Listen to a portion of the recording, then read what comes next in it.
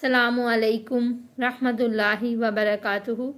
My name is Dr. Zainab Aroop and I am physiotherapist. आज जो मेरा आपके साथ लेक्चर है वो है सूरतुल नहल की आयत नंबर 35 से लेकर आयत नंबर 40 तक। आज का लेक्चर बहुत ही ज़्यादा खूबसूरत है। आज के लेक्चर में हम लोग जो गुमराह लोगों हैं इनकी एक बात होती है कि हमें तो अल्लाह ने हिदायत नहीं दी, हम तो इसलिए गुमराह हैं।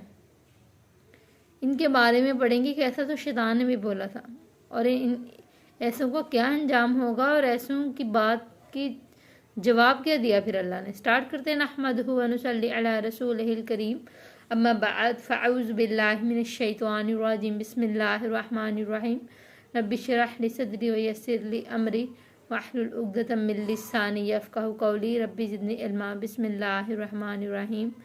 स्टार्ट करते हैं आयत नंबर 35 से।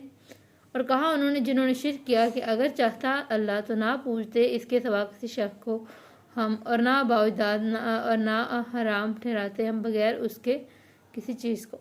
उसी तरह किया था उन लोगों ने जो इनसे पहले थे, सो नहीं है रसूलों के ज़िम्मे मगर पहुंचा देना खुले तौर पे।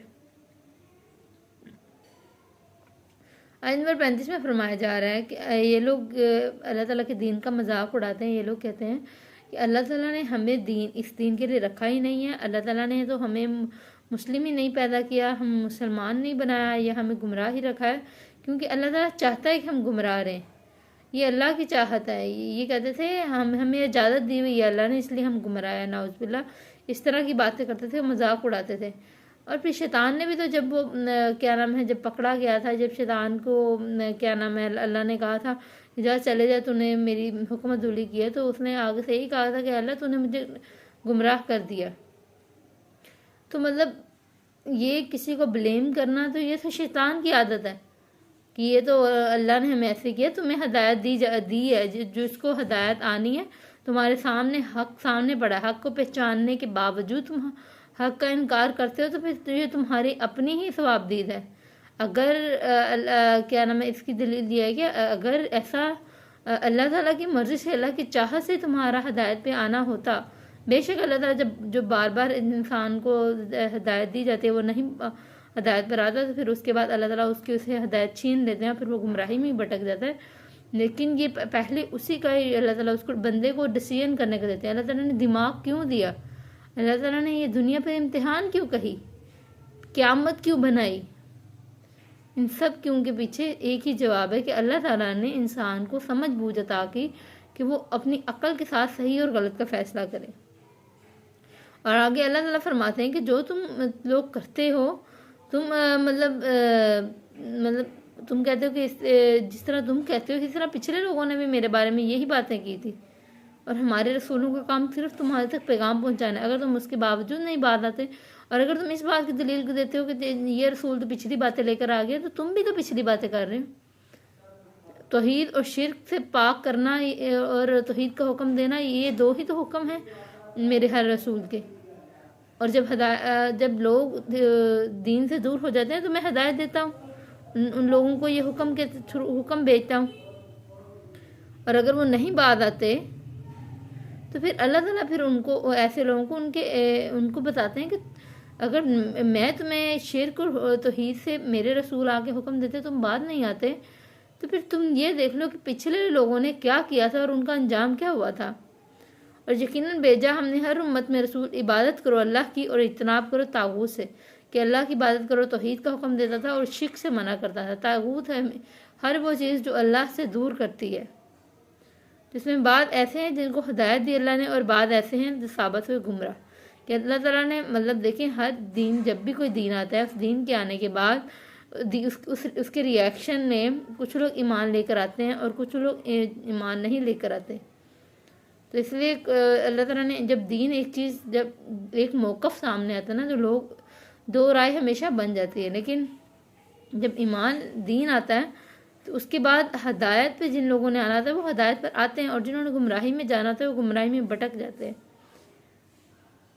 सो चलो ज़मीन में फिरो, और कैसा हुआ अंजाम झुटलाने वालों को। तो जो झुटलाते हैं वो एक दफ़ा ये काफिर लोग ज़रूर देख लें कि तुम्हारे पहले कौमों के साथ क्या अंजाम हुआ। क़ारून एक ऐसा बंदा था जिसके बाद جس کی 41 اونٹوں پہ صرف چابیاں پڑی ہوتی تھیں، اس کا مطلب 41 اونٹوں پہ سامان لادا ہوتا تھا، اس سامان میں صرف چابیاں ہی ہوتی تھی کہ مطلب قارون کے خزانے کی، اتنا خزانہ تھا، لیکن کیا ہوا، سب کا سب ڈوب گیا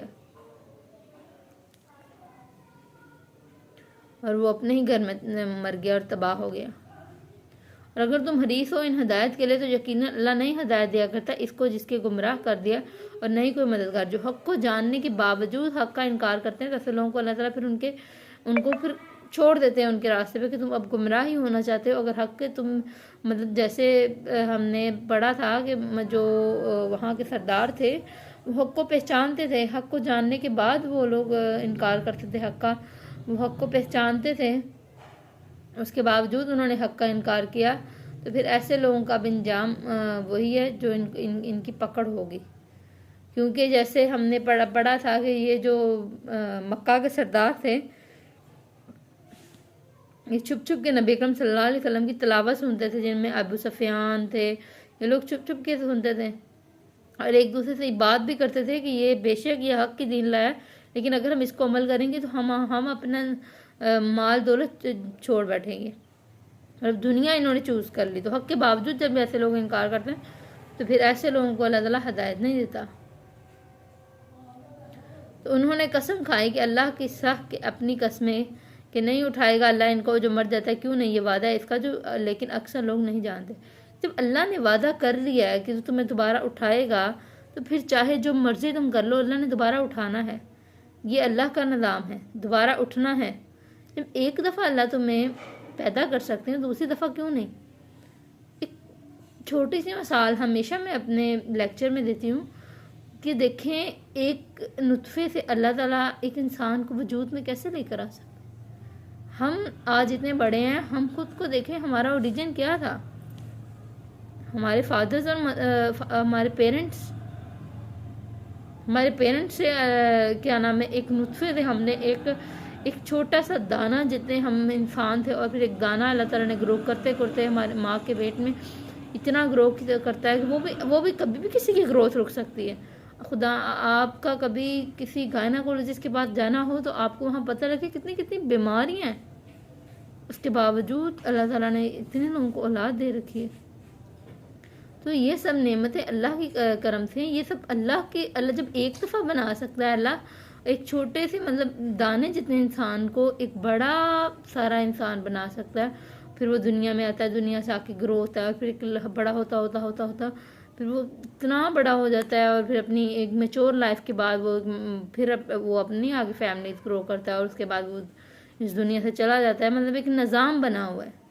تم اگر اس طرح ہی دیکھو کہ یہ اللہ کے نظام پہ غور و فکر کرو تو تمہیں سمجھ آئے، پھر اللہ کے لیے دوبارہ بنانا کوئی مشکل تو نہیں ہے، تاکہ ظاہر کر دے اس پہ جو بات پہ یہ اختلاف کرتے ہیں، تاکہ جان لے وہ لوگ جنہوں نے کفر کیا یقیناً وہ تھے جھوٹے، کہ اگر یہ لوگ قسمیں کھاتے ہیں کہ نہیں آپ نہیں، تو آپ کو قیامت کے دن خود بخود ظاہر ہو جائے گا اور حق کا فیصلہ ہو جائے گا کہ کون سچا تھا، اور اللہ تعالیٰ اس دن انسانوں کو وجود میں لے کر آئیں گے۔ در حقیقت ہمارا کول کسی بھی چیز کو ہم ارادہ کر لیں تو اس کا تو ہم کہہ دیتے ہیں اس کو کہ ہو جائے تو وہ ہو جاتا ہے۔ اللہ کا کن ہی کافی ہے، اللہ تعالیٰ کے کن سے کیا کچھ نہیں ہو سکتا، اور اللہ تعالیٰ کی رحمت ہے۔ ہمیں غور و فکر کرنا چاہیے، عمل کرنا چاہیے۔ اگر عمل نہیں تو دیکھیں شیطان نے بھی بہت عبادت کی تھی، صرف ایک عمل کی کمی تھی تو شیطان کہاں چلا گیا۔ اس لیے عمل پہ فوکس کریں، میں بھی فوکس کروں گی انشاءاللہ۔ عمل ہمارا بہتر ہونا چاہیے، سب سے پہلے خود کو بدلنا ہے، پھر کسی کو بدلنے کی طرف جانا ہے، اور اگر کسی کو بھی بدل رہے ہیں تو اللہ تعالیٰ ہمیں توفیق دے کہ ہماری وجہ سے کوئی اور انسان کی زندگی ہدایت کی طرف آئے۔ آمین، جزاک اللہ۔